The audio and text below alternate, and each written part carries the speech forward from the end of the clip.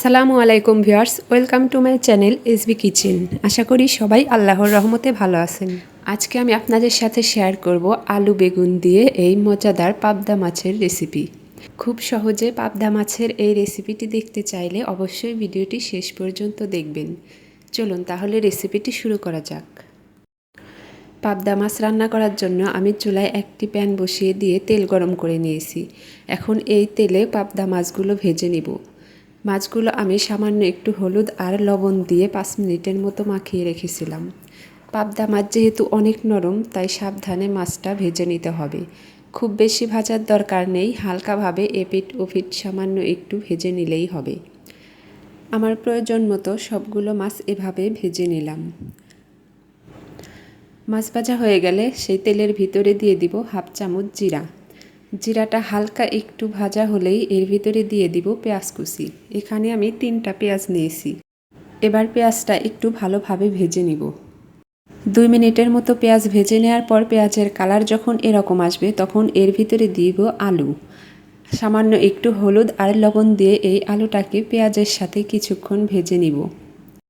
প্রায় 1 মিনিটের মতো আলুগুলো এভাবে ভালো করে ভাজা হয়ে গেলে এর ভিতরে দিয়ে দিব কেটে রাখা বেগুন। বেগুন যেহেতু অনেক নরম, খুব তাড়াতাড়ি সিদ্ধ হয়ে যায়, তাই বেগুনটা পরেই দিতে হবে। এবার আলু আর বেগুনগুলো ভালোভাবে কিছুক্ষণ ভেজে নিতে হবে। 2 মিনিটের মতো ভাজা হয়ে গেলে এর ভিতরে দিয়ে দিব সামান্য একটু পানি। এখন এর ভিতরে মশলা দিয়ে দিতে হবে। প্রথমে আমি দিয়ে দিচ্ছি 1 চামচ আদা বাটা। আপনারা যারা ছোট মাছে রসুন পছন্দ করেন তারা এই পর্যায়ে 1/2 চামচ রসুন বাটা দিয়ে দিতে পারেন। দিয়ে দিলাম স্বাদ মতো লবণ, 1 চামচ হলুদের গুঁড়া, 1 চামচ সজ গুঁড়া, 1 চামচ মরিচ গুঁড়া, 1 চামচ জিরা গুঁড়া আর 5-6টা কাঁচামরিচ। আপনারা তরকারির ঝাল আপনাদের প্রয়োজন অনুযায়ী বাড়িয়ে বা কমিয়ে দিবেন। এবার সবগুলো মশলার সাথে আলু আর বেগুন ভালোভাবে মিশিয়ে নেব।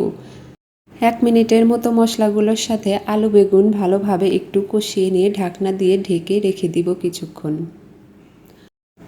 প্রায় 3-4 মিনিট পর ঢাকনাটা তুলে আলু আর বেগুনগুলো একটু নেড়ে দিব। আলু বেগুনগুলো কষানো হয়ে গেছে আর সিদ্ধ হয়ে গেছে।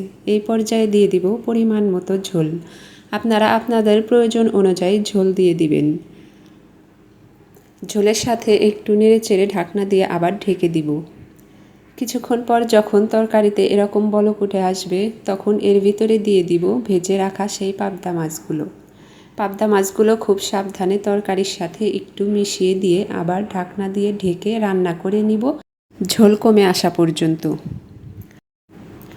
প্রায় 3-4 মিনিট রান্না করা হয়ে গেছে। এখন ঝোলটা এই পর্যায়ে আছে। আমি এতটুকু ঝোল রাখবো, তাই এই পর্যায়ে আমি চুলাটা বন্ধ করে দিব। ভিউয়ার্স, দেখতেই পারছেন কত সহজেই আলু বেগুন দিয়ে পাবদা মাছের ঝোল তৈরি করা হয়ে গেল। আজকের রেসিপিটি যদি আপনাদের ভালো লাগে অবশ্যই আমাকে কমেন্টে জানাবেন।